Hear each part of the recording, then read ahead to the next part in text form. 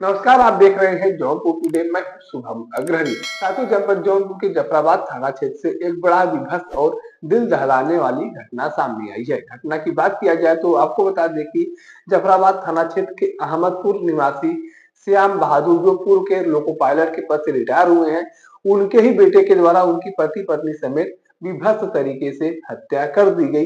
यह पूरा घटनाक्रम जनपद जौनपुर के जफराबाद थाना क्षेत्र के अहमदपुर गांव से सामने आया है। बताया जा रहा है कि श्याम बहादुर, जो पूर्व के लोको पायलट है और लोको पायलट के पद से रिटायर हो चुके थे, उनकी 4 संतानें थी और चारों संतानों में 3 लड़कियां और 1 लड़का था। और इसी लड़के के द्वारा, इसी कलयुगी लड़के के द्वारा अपने ही माँ बाप की विभत्स तरीके से मसाला पीसने वाले लोढ़े से सर कूचकर हत्या कर दी गई। इस पूरे घटनाक्रम ने हर किसी को सोचने पर विवश कर दिया। यह पूरा घटनाक्रम सुनकर कहीं न कहीं हर कोई हतप्रभ है और सोचने पर विवश हो गया है कि क्या संपत्ति के बंटवारे को लेकर, जमीन जायदाद या पैसे की बंटवारे को लेकर कोई इस हद तक जा सकता है कि अपने ही माँ बाप का सर कूचकर हत्या कर दे और उनका शव ठिकाने लगाने के लिए गोमती नदी में भी फेंक दे। जी हाँ, यह पूरा घटनाक्रम एक कलयुगी लड़के के द्वारा ही अंजाम दिया गया है।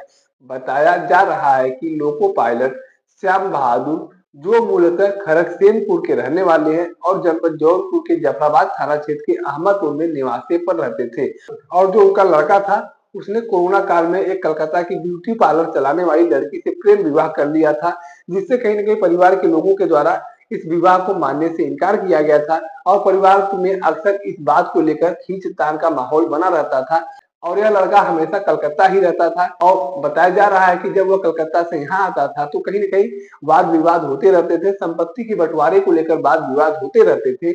ऐसे में उसे कहीं न कहीं इस बात का डर था कि अगर हमारी शादी को यह लोग नहीं मान रहे हैं, हमारी शादी के खिलाफ यह लोग हैं, तो कहीं न कहीं हमें इन लोगों के द्वारा संपत्ति से भी बेदखल कर दिया जाएगा और ये जो पूरी संपत्ति है, ये हमारी बहनों को मिल जाएगा।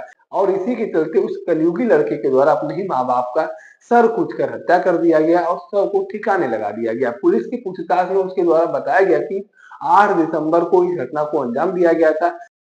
प्रशासनिक पूछताछ में उसके द्वारा बताया गया कि उसने 8 दिसंबर को ही अपने माँ बाप की हत्या की थी और शव को ठिकाने लगाने के लिए उसने बोरे में भरकर गोमती नदी में फेंक दिया था। हालांकि यह प्रशासन के द्वारा उसे गिरफ्तार करके विधिक कार्रवाई की जा रही है, कड़े स्तर पर पूछताछ की जा रही है। और पूछताछ में अभी तक जो मामले निकल कर सामने आए हैं, उसमें यह साफ हो चुका है कि संपत्ति की बंटवारे को लेकर इस कलयुगी लड़के के द्वारा अपने ही माँ बाप की हत्या कर दी गई।